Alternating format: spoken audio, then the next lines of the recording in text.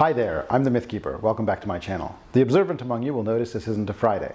That's because I'm doing a special bonus video drop. This isn't a video about Pathfinder this time, but if you're here for the Pathfinder content, don't worry, that's coming to you on Friday. As per the usual schedule, I got more gods and goddesses coming. What I'm doing today, though, is a special request video from some folks in my personal life that have basically said, hey, what do I need to know to better appreciate the Rings of Power TV show? That's a show that I've been watching and I've been enjoying very much. Because I'm an avid Tolkienophile, as you probably know if you've been watching my videos at all. So I spent some time thinking about it, and I was like, well, basically what might be useful to know are the events of the Silmarillion, the events that lead up to Rings of Power and that first war with just Sauron, without Morgoth in the mix. So I'm gonna provide that context here. Basically, I'm gonna give a fairly quick recap of the Silmarillion, and I'm going to do it in 3 parts. The first part will be the Valaquenta, the accounting of the Valar, or the gods of Middle-earth. The second part will be the history of the elves, how they came into the world, how they eventually traveled west and went to Valinor. And finally, I'm going to get to the Age of Man, and I'm going to talk about men and how they came into the world as well. That's pretty much the whole video. And I'll touch on some of the connective tissue with all the events in the Silmarillion and what's coming in the show, and then also with Lord of the Rings as well. I hope you enjoy. The Valaquenta. The history of Tolkien's world is told in the book called the Silmarillion. The first chapter, the Ainulindale, covers the story of the beginning of time, the first being in existence, and how he created the Ainur, his angels, if you like, to sing the song of creation. The second chapter, the Valaquenta, covers those specific beings that descended into creation to guide its development. The Valaquenta begins with a very brief recap of the Ainulindale, which I will quote here directly from the source. In the beginning, Eru, the One, who in the Elvish tongue is named Iluvatar, made the Ainur of his thought, and they made a great music before him.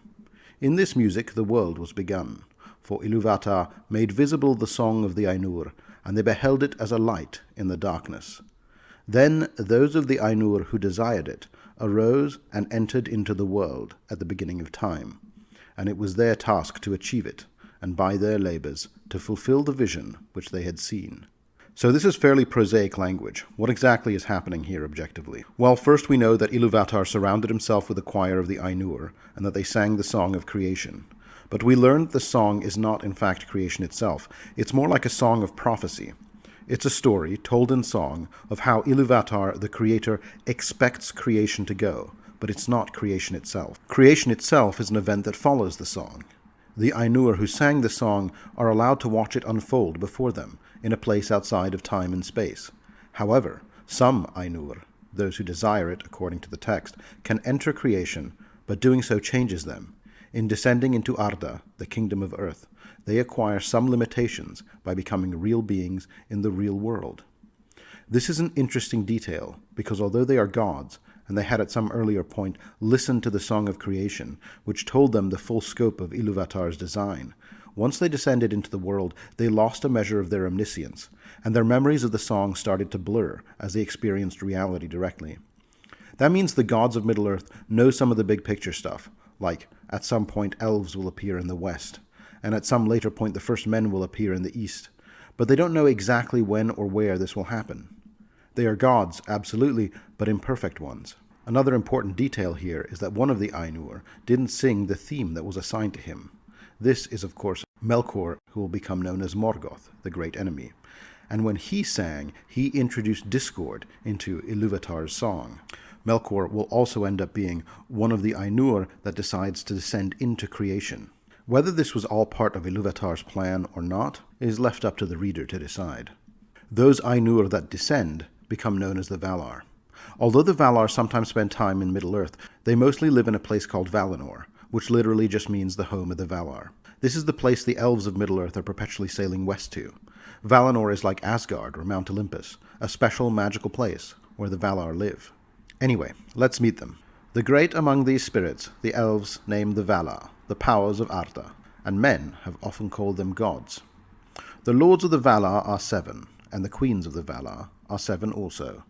The names of the lords in due order are Manwe, Ulmo, Aule, Orome, Mandos, Irmo, and Tulkas.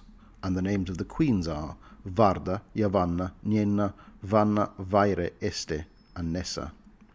Melkor is no longer counted among the Valar, and his name is not spoken upon the earth. So that's 14 in all, 15 including Melkor. Here they are in a little more detail. Manwë is High King of the Valar, and the most powerful of the Valar. He is the master of the sky and the airs.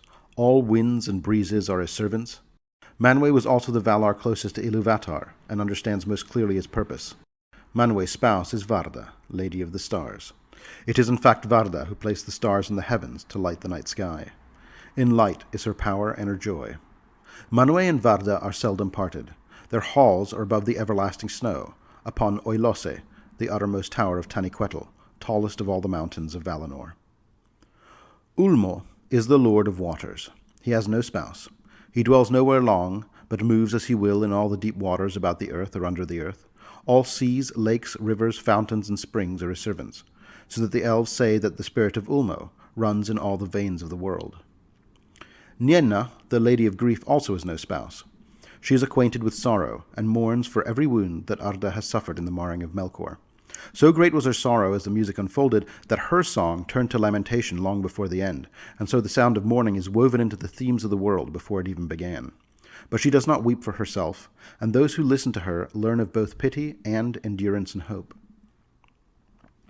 Aule is the Valar associated with craft, toil, and labor. He is a smith and a master of all crafts, and he delights in works of skill. His are the gems that lie deep in the earth, and the gold that is fair in the hand. The elves, known as the Noldor, learn the most from him than from all the other Valar.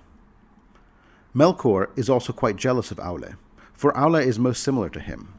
Both desire to make things of their own, and they're also delighted in praise of their skill.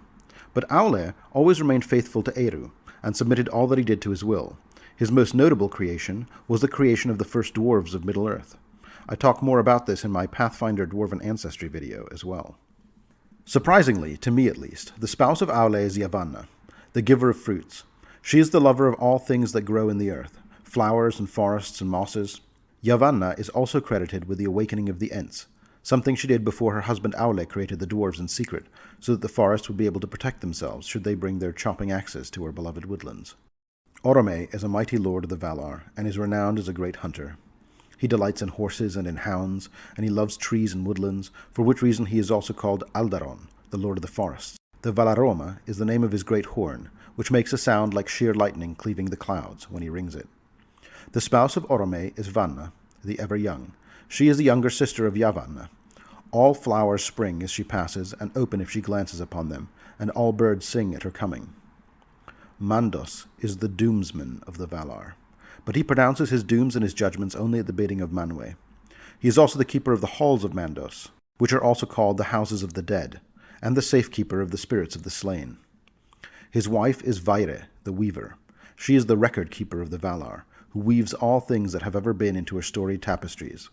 The halls of Mandos, that ever widen as the ages pass, are fully decorated with her weavings of all the great events that have ever come to pass. Irmo is the master of visions and dreams. His spouse is Este, the gentle healer of hurts and weariness. Any who speak to her find their burdens eased. They dwell in the gardens of the Valar, and they are the fairest of all the places in the world, and are filled with many spirits. Not all the Valar came to Arda at the beginning of time. Tulkas came last to Arda, to aid the Valar in the first battles with Melkor. He is a warrior god, and he delights in wrestling and in contests of strength. His hair and beard are golden, and his flesh ruddy. His weapons are his hands. His spouse is Nessa, the sister of Orome, and she also is lithe and fleet-footed. She loves deer, and they follow her wherever she goes. But she can outrun them, as she is swift as an arrow with wind in her hair. She delights in dancing, and she dances in Valinor on lawns of never-fading green. For Melkor, I'll turn back to the book. Last of all is set the name of Melkor, he who arises in might. But that name he has forfeited, and the Noldor, who among the elves suffered most from his malice, will not utter it, and they name him Morgoth, the dark enemy of the world. Great might was given to him by Ilúvatar, and he was co-equal with Manwë. In the powers and knowledge of all the other Valar he had part, but he turned them to evil purpose, and squandered his strength in violence and tyranny, for he coveted Arda, and all that was in it, desiring the kingship of Manwë, and dominion over the realms of his peers.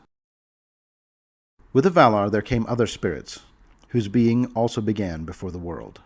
Tolkien describes them as being of the same order as the Valar, but of less degree. These are the Maiar, and they are the servants and helpers of the Valar.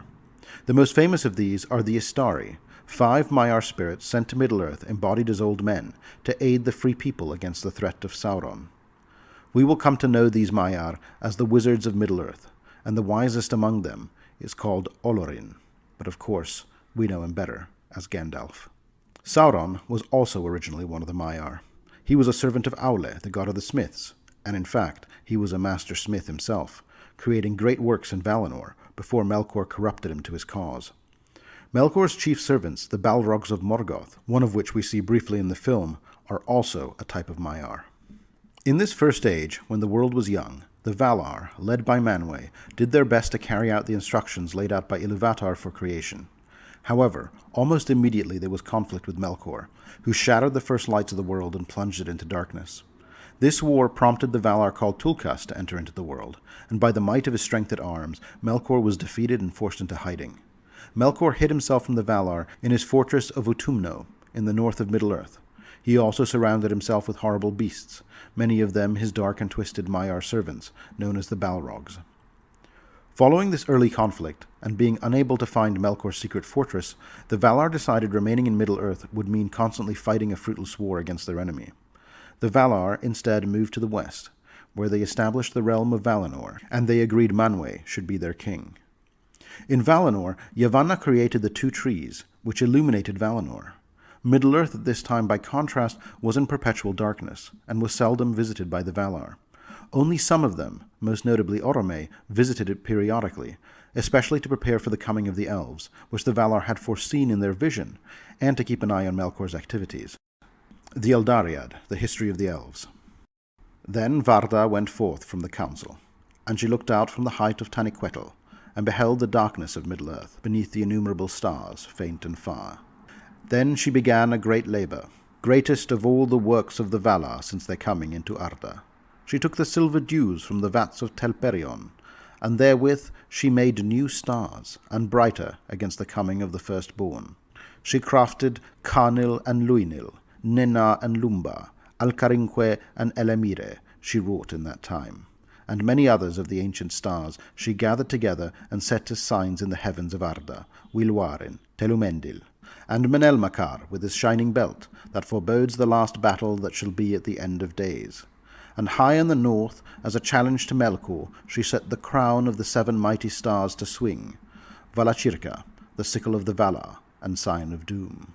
It is told that even as Varda ended her labours, and they were long, when first Menelmacar strode upon the sky, and the blue fire of Helluin flickered in the mists above the borders of the world, in that hour the children of the earth awoke, the firstborn of Ilúvatar.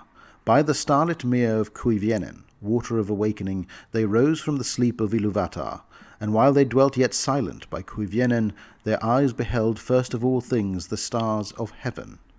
Therefore they have ever loved the starlight, and have revered Varda Elentari above all the Valar. Okay, I probably didn't need to read the names of all the stars to you, but what I wanted to point out was that according to the Silmarillion, the awakening of the elves occurs at the same time the Valar called Varda first created the stars. They awakened in a place called Cuivienen, which was said to have been on the shore of a large gulf in the inland sea of Helcar, in the far east of Middle-earth. The elves dwelt here for a long time in bliss under the starlight, and were content. Here they learned and developed the basic skills of survival, culture, and language.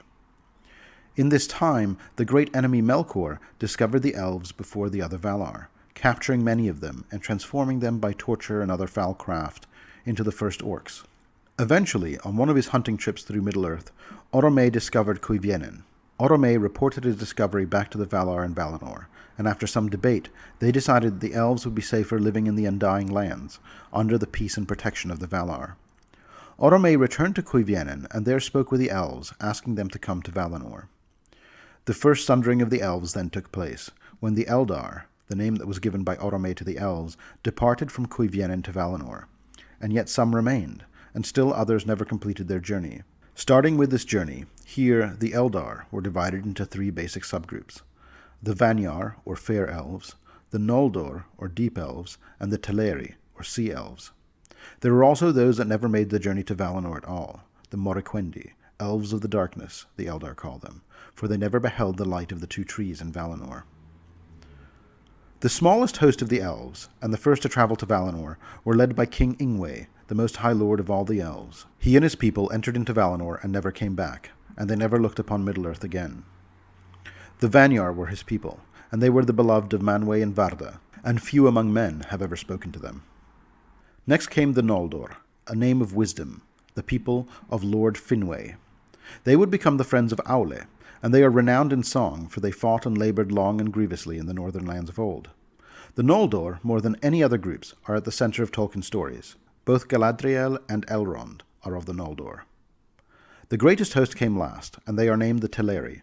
They tarried on the road, and were not wholly of a mind to pass from the dusk to the light of Valinor. They loved water, and those that came at last to the western shores were enamoured of the sea. Their numbers were so great, they travelled with two lords, Elwë Greymantle and his brother Olwë. Olwë took sole kingship of the Teleri when Elwë encountered Melian. Melian was a Maiar, one of the ancient spirits that entered into the world at the start of time. And when, during his travels, Elwë heard her singing outside the starlit woods of Nan Elmoth, he forgot utterly all his people and his purpose. Elwë and Melian were wed, and they became the king and queen of the Sindar, the Grey Elves. This isn't a name they called themselves. These elves were likely considered grey by the Noldori, who rediscovered them, because they were neither elves of the light, having never set foot in the Undying Lands, nor the Morriquendi, or the Elves of Darkness, as they had set out on the journey, and therefore technically counted among the Eldar. It is also during the time of the Elven Sundering that Melkor's dark creations, the Orcs, were discovered, and his secret fortress at Autumno was laid bare. After a grievous siege, the Valar rent the doors open, and Melkor was captured. Melkor was bound with Anganor, a magical chain constructed by the Valar Aule, and then Melkor was brought back to Valinor. There he pleaded for pardon, but he was cast into the halls of Mandos to serve a lengthy sentence. With Melkor in chains, the history of Middle-earth moved into a period of relative peace. At this point, the story of the Silmarillion starts to centre on the Noldor. Finwë, the first High King of the Noldor, has a son named Feanor. At his birth, Feanor's mother's spirit leaves her, departing to the halls of Mandos. After his wife's death, King Finwë is stricken with grief, but eventually he does remarry, and with his new wife he has two further sons, Fingolfin and Finarfin. Both his two second sons will be relevant in the story that follows, but for now just know that both will also have children of their own, some of whom are more important than others. The most important for our purposes is Finarfin's only daughter, Galadriel. Meanwhile, Finwë's eldest, Feanor, becomes the most famous elven craftsman in all of Valinor. His most notable achievement is the making of the Silmarils, 3 jewels in which he manages to capture some of the light of the two trees. After their creation, the Silmarils were also hallowed by Varda, and they will burn any evil creature that touches them. Now, it's important to know that both the Valar and the Elves do not age as time passes, and so they barely notice as the ages go by, and eventually, in time, Melkor has completed his sentence.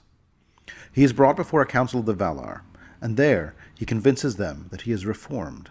The Valar release him, but keep him under the watchful eyes of Tulkas and Orome, and the other strong Valar and their Maiar attendants. It is clear at this point that the Valar themselves don't truly understand the nature of evil, and they still believe that Melkor is capable of being reformed. Melkor is not allowed to return to Middle-earth, and he is told to remain in Valinor, where they can watch him, or there will be no release the next time. Melkor's powers, however, lie in more than just foul craft and strength of arms. He also turns out to be a silver-tongued manipulator. For a while he merely bides his time, being an earnest and helpful ally of the Noldor, and teaching them as the other Valar do. However, by various lies, he manages to play Feanor and Fingolfin against each other, creating strife and division among the Noldor. Furthermore, he starts to convince the Noldor that they have been brought to Valinor primarily so that the other Valar can keep them under their control. Eventually, this culminates in Feanor, under Melkor's dark influence, calling for rebellion against the Valar, publicly advocating leaving, and then drawing his weapon against his half-brother Fingolfin. Fortunately, the weapons are not used. The brothers see reason before the end. They exchange words, and the manipulations of Melkor are laid bare for all to see. Finally, the other Valar see the dark work of Melkor in all of this, but it's too late. Melkor has plotted his escape, and Tulkas the warrior is unable to find him, as he gives him the slip and goes into hiding. Melkor then travels to a secret place called Avathar, where he joins forces with the mother of all spiders, an ancient evil spirit called Ungoliant. Melkor swears an oath to give Ungoliant whatever she desires, and impart some of his power to her. With her help, they travel back into Valinor secretly, where Ungoliant's poison destroys the two trees forever. Covered by the impenetrable darkness spawned by Ungoliant, Melkor then travels to Feanor's home, assassinates his father Finwë, and steals the Silmarils, which Melkor has coveted the moment he laid eyes on them. Then he escapes in the confusion. Melkor and Ungoliant make their way across to Middle-earth, and Melkor gives Ungoliant all the great jewels he has stolen, except the Silmarils, of course, which he desires to keep. She is angered by this, seizes him and binds him within her webs, and his anguished cries echo across Middle-earth as she begins to feast on him. His cries are overheard by his Balrog servants, who come to his aid from their hiding place in the ruins of Angband, and after they help rescue him, he re-establishes his empire in the north from that stronghold. He places the 3 Silmarils, which now are the only source of the unmarred light of the 2 trees, in his iron crown, although his hands are burned black when he touches them. Meanwhile, in Valinor, Feanor is furious at the death of his father and the theft of the Silmarils. He publicly blames Melkor, whom he names Morgoth, the great enemy. After this, the elves will never utter the name Melkor again. He also blames the Valar for failing to protect Finwë and the Silmarils, and he finds himself falling back on the same rhetoric that Melkor had poisoned his mind with before his moment of clarity. He urges the Noldor to leave Valinor, for a punitive expedition against Morgoth and a new life in Middle-earth. Many of the Noldor swear the Oath of Feanor, vowing to pursue with hatred Morgoth, or anyone else who would withhold the last of the first light from them.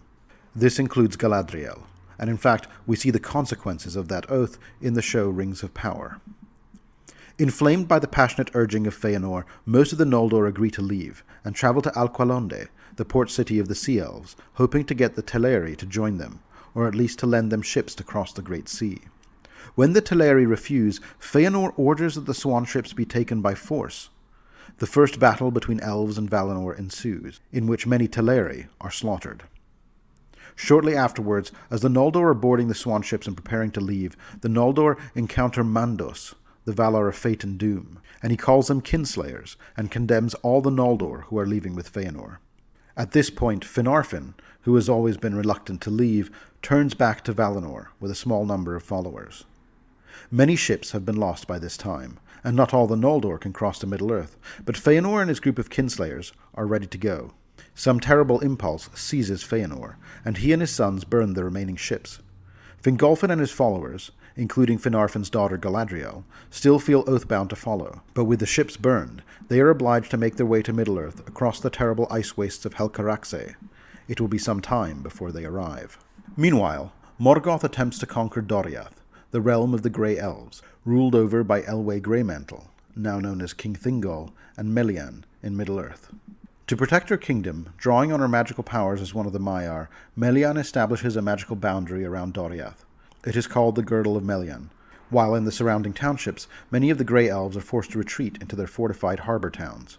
By luck, Feanor and his host arrive at the height of this conflict, and the combined forces of the Noldor and the Sindar defeat the Orc armies in the second battle, Dagor Nuin Gileath, Battle Under the Stars.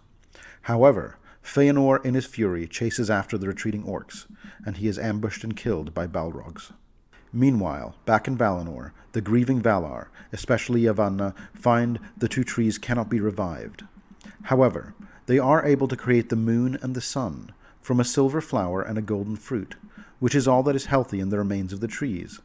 These new lights illuminate Middle-earth from the sky, and for a while confound the plans of Morgoth, because his servants fear the light.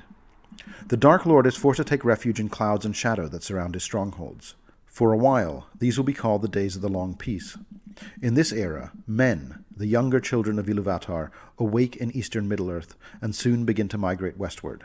As men enter into the world, the Noldor establish the kingdom of Nargothrond, and Finarfin's eldest son, who is also Galadriel's older brother, will become its king. Of the coming of men, the arrival of men into the west of Middle-earth.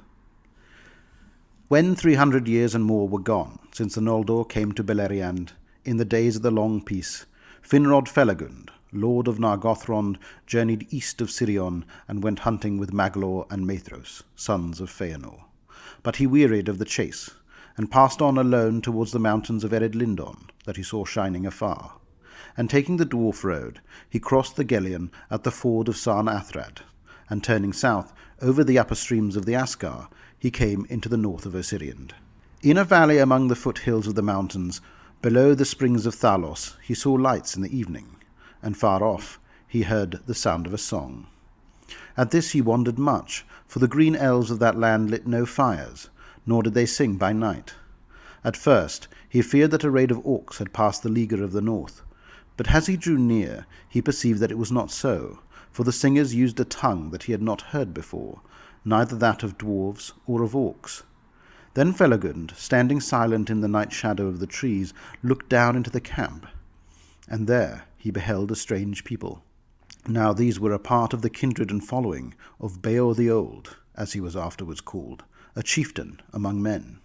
After many lives of wandering out of the east, he had led them at last over the Blue Mountains, the first of the race of men to enter Beleriand, and they sang because they were glad, and believed that they had escaped from all perils, and had come at last to a land without fear.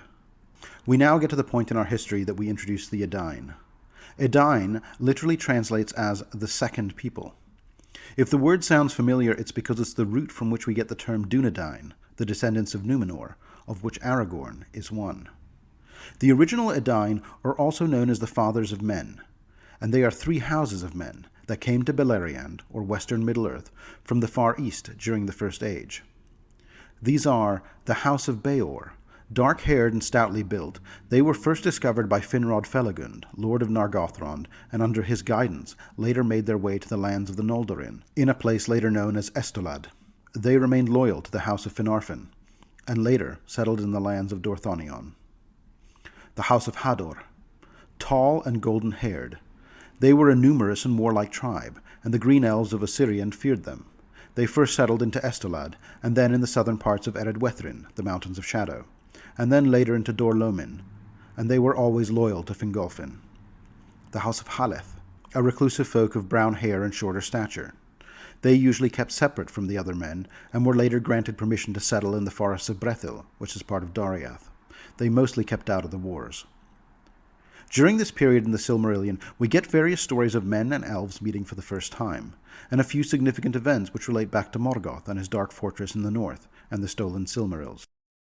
One of the most important of these is the epic tale of Beren and Luthien, which Aragorn in fact sings about in the film.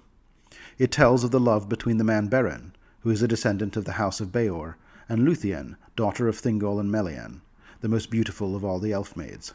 King Thingol, disliking mortal men and determined to prevent their marriage, declares that he will consent only if Beren brings Thingol a Silmaril from Morgoth's crown. Beren and Luthien seek to do this together. Traveling to the mountains of Thangorodrim in disguise, Beren and Luthien succeed in making their way into Angband, and to the very foot of Morgoth's throne. There, Luthien reveals herself, but her beauty and charm enable her to briefly overcome the Dark Lord, and she casts a spell that puts Morgoth and his minions to sleep. Beren then cuts one of the Silmarils from Morgoth's iron crown, but when he attempts to take a second Silmaril, his knife snaps, and a shard flies off and it cuts Morgoth's face, and he begins to stir. They are forced to flee. As they leave, Morgoth and his creatures reawaken, and Beren and Luthien are confronted by Carcharoth, the giant wolf that guards the gate of Angband. Beren attempts to hold the terrible creature at bay with the power of the Silmaril, but Carcharoth bites off his hand and swallows the holy jewel. Driven mad by the pain the jewel is inflicting in its belly, the creature goes on a rampage through Doriath. Beren and his hound companion Huan manage to chase down the creature. In this final battle, Beren is fatally wounded by Carcharoth, before Huan is finally able to kill it. So Luthien travels in spirit to the houses of the dead, and she pleads with Mandos for Beren's release. Mandos agrees. She and Beren are sent back to Middle-earth alive, but Luthien becomes a mortal woman, so that in time they will both die and leave the universe together. Before they die of old age, Luthien's immortal parents tell her they will mourn her forever when she is gone. After this, Morgoth's rage knows no bounds. He redoubles his efforts to burn all the lands of elves and men, and slowly but surely the elves begin losing ground to the great enemy and his army of orcs. A little bit later, there is another union of man and elf that is perhaps even more significant than Beren and Luthien. This time, it is the tale of the mortal man Tuor of the House of Hador. who was sent by Ulmo as a messenger to the hidden elven city of Gondolin to warn King Turgon of the city's impending destruction. King Turgon largely ignores Tuor's warnings. Tuor remains in Gondolin, and he falls in love with Turgon's daughter, Idril. And realizing this love becomes more important to him than the prophecy of the city's impending doom, he chooses to remain, despite the danger. They have a half-elven son, named Erendil, which is a name you might recognize, even if you haven't read the Silmarillion. Erendil is the father of Elrond. The secret city of Gondolin is eventually betrayed to Morgoth by Maeglin, the son of a sinister character called Eol, the Dark Elf, and it is consequently destroyed. King Turgon falls during the battle, and the High Kingship passes to Gil-galad, who is at this time dwelling on the Isle of Balar. Gil-galad is the son of Angrod, who was the brother of Finrod and Galadriel. He's still alive and still king at the time of the Rings of Power TV show. You wouldn't know it from the casting, but he is in fact meant to be Galadriel's nephew. In any case, despite the destruction of Gondolin, the hero Tuor, his wife, the Princess Idril, and their son Erendil escape together with a number of refugees. Growing up in hiding, Erendil would eventually meet Elwing, granddaughter of Beren and Luthien, and steward of the Silmaril they once wrested from Sauron's grasp. Erendil and Elwing fall in love and are wed, and they will have 2 children, the brothers Elros and Elrond. For those keeping score at home, that means that Elrond actually has 2 different human ancestors, his grandfather on his father's side, and his great-grandfather on his mother's side. Elrond the Half-Elven, as he is sometimes called, is in fact Elrond the 5/8 Elven, but I guess that wasn't as catchy. In any case, at this time, the battle with Morgoth was reaching a fever pitch. The losing armies of elves and men desperately needed aid, so Erendil and Elwing sailed to Valinor to plead with the Valar, asking them to pardon the Noldor and assist the elves and men in their need. So earnest was Erendil's plea, and so willing was he to sacrifice his own life for this goal, that the Valar agreed to forgive the Noldor for the sin of kinslaying, for betraying their trust, and for taking the matter of Morgoth into their own hands. The Valar agree to return to Middle-earth and go to war. But in payment for this, they set Erendil, along with the Silmaril, to sail the skies as a star until the ending of the world. With the help of the Valar, the great enemy Morgoth is finally defeated. Thus ends the First Age of Middle-earth. At the end of the First Age, those men who had been helping the elves in their fight against Morgoth were given a new home, free from the evil and sadness of Middle-earth. This realm was the island nation of Númenor, and the Númenorians were elevated to great stature among the people of mankind. But slaying Morgoth didn't end all evil in Middle-earth. Morgoth's chief lieutenant, the Maiar known as Sauron, fled from Morgoth's fortress in Angband before the final battle. The elves that remain know full well that the Valar are unlikely to intervene directly again, particularly against a lesser threat like that of one of the Maiar. For some, including the Lady Galadriel, it is unthinkable to leave Middle-earth until Morgoth's dark mark on the world is removed forever. That's basically the context of the show. Sauron has gone into hiding, but he's mustering his power.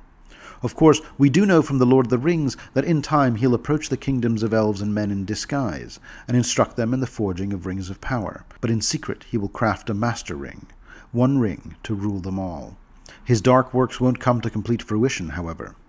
The hero Isildur will cut the ring from Sauron's finger, and a combined army of elves and men, and all free folk, will defeat his forces. But the ring won't be destroyed, and for a while it will pass out of all knowledge, and things that should not have been forgotten will end up lost, and found again by the most unlikely of creatures.